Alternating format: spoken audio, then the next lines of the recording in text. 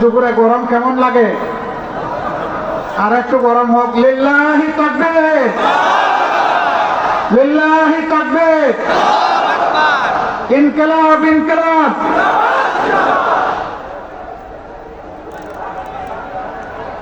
আসন্ন নির্বাচনকে সামনে রেখে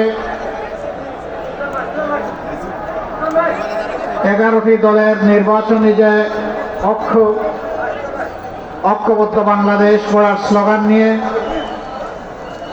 আমরা যে প্রচারণা শুরু করেছি, প্রচারণার চতুর্থ দিনে আজকে বাংলাদেশের একটি গর্বের জায়গা মেহেরপুরে আমাদের এই আগমন। আমি আমার প্রিয় সংগঠন এবং 11টি দলের পক্ষ থেকে এই আয়োজন করার জন্য আপনাদেরকে আন্তরিক মোবারকবাদ জানাচ্ছি। যেহেতু জোয়ারের সময় আসন্ন, কথা বেশি বলা ঠিক হবে না, আমরা সংক্ষেপে কিছু কথা বলে ইনশাআল্লাহ বিদায় নিতে চাই। প্রিয় মেহেরপুরবাসী,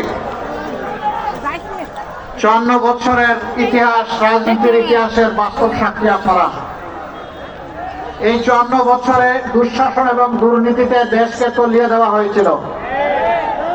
একক কোনো দল এককভাবে দায়ীও না, আমরা মনে করি না।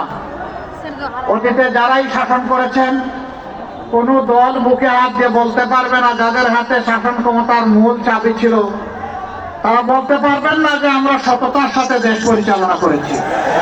তারা বলতে পারবেন না আমাদের সময় দুর্নীতি হয় নাই। তারা বলতে পারবেন না আমাদের সময় দেশের মানুষের সম্পদ লুটতরাজ করা হয় নাই। তারা বলতে পারবেন না ব্যাংকগুলো ডাকাতি করা হয় নাই। তারা বলতে পারবেন না আমার মায়ের ইজ্জত তারা দিতে পারেন নাই। তারা বলতে পারবেন না আমাদের যুবক যুবতীদের হাতে কাজ তুলে দিতে পারেন নাই।